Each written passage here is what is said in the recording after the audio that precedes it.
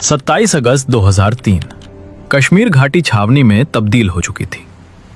भारत के प्रधानमंत्री अटल बिहारी वाजपेयी श्रीनगर के दौरे पर थे। सुरक्षा एजेंसियां हाई अलर्ट पर थीं। सुरक्षा इतनी कड़ी थी कि वहां कोई परिंदा भी पर नहीं मार सकता था। लेकिन इन सब से बेखबर एक साधारण सी साइकिल पर मौत सवार होकर वाजपेयी जी की तरफ बढ़ रही थी। एक आदमी पारंपरिक कश्मीरी कपड़ों में साइकिल पर पैडल मारता हुआ आगे बढ़ रहा था। वो प्रधानमंत्री के काफिले से महज 1 किलोमीटर दूर था। तभी उसके सामने बीएसएफ का एक नाका आया। उसने बड़ी चालाकी से जवानों की आंखों में धूल झोंकने की कोशिश की। वो लगभग नाका पार कर ही चुका था कि तभी एक जवान की नजर उसकी मुट्ठी पर पड़ी। उसकी मुट्ठी अजीब तरह से कसकर जकड़ी हुई थी। जवान की छठी इंद्री जागी। उसने आवाज दी, रुको! उसे एक आवाज ने इतिहास बदल दिया। वो शख्स घबराया गया और उसी घबराहट में उसने साइकिल वहीं छोड़ी और भागने लगा। लेकिन बीएसएफ के जवानों ने उसे दबोच लिया। जब उसकी तलाशी ली गई तो सच सामने आया। उसके पूरे शरीर पर विस्फोटक लिपटे हुए थे। वो एक चलता फिरता मानव बम था। उसे इंटेरोगेशन के लिए ले जाया गया, जहां पर बीएसएफ के इंटेलिजेंस ने जब उसे 3rd डिग्री दी और घंटों तक पूछताछ की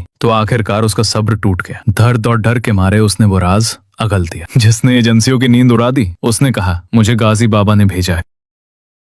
गाजी बाबा, ये नाम कश्मीर में खौफ का दूसरा नाम बन चुका था।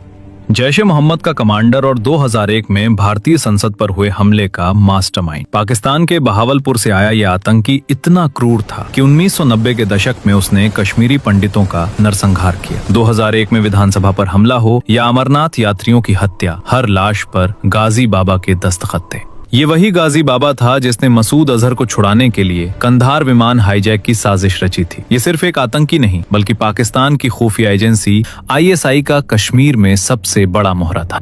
वो खुद को कश्मीर का ओसामा बिन लादेन मानता था। उसकी सुरक्षा इतनी कड़ी थी कि वो हमेशा 10 हथियारबंद आतंकियों के घेरे में चलता था और सोते वक्त भी अपने शरीर पर बारूद से भरी जैकेट, सुइसाइड वेस्ट पहने रहता था। उसे जिंदा पकड़ना नामुमकिन था और मारना शेर के मुंह में हाथ डालने जैसा। लेकिन गाजी अगर हैवान था तो उसका काल बनकर आए बीएसएफ के जांबाज अफसर नरेंद्र दुबे। दुबे पिछले कई महीनों से गाजी की परछाई का पीछा कर रहे थे। जब उन्हें पता चला कि पकड़ा गया साइकिल वाला गाजी का खास आदमी अंसर है तो दुबे ने उससे पूछताछ शुरू की। अंसर ने बताया कि गाजी का एक ठिकाना है। दुबे ने तुरंत वहां रेड मारी, लेकिन गाजी वहां से निकल चुका था। दुबे खाली हाथ लौटने वालों में से नहीं थे। उन्होंने उस इलाके की छानबीन की और एक कारपेंटर बढ़ई को पकड़ा जो अक्सर गाजी के ठिकाने पर जाता था। दुबे ने उस कारपेंटर की आंखों में आंखें डालकर बस एक सवाल पूछा, गाजी कहाँ है? कारपेंटर समझ गया कि अगर सच नहीं बताया तो खैर नहीं। उसने कांपते हुए एक पता बताया, नूरबाग, श्रीनगर।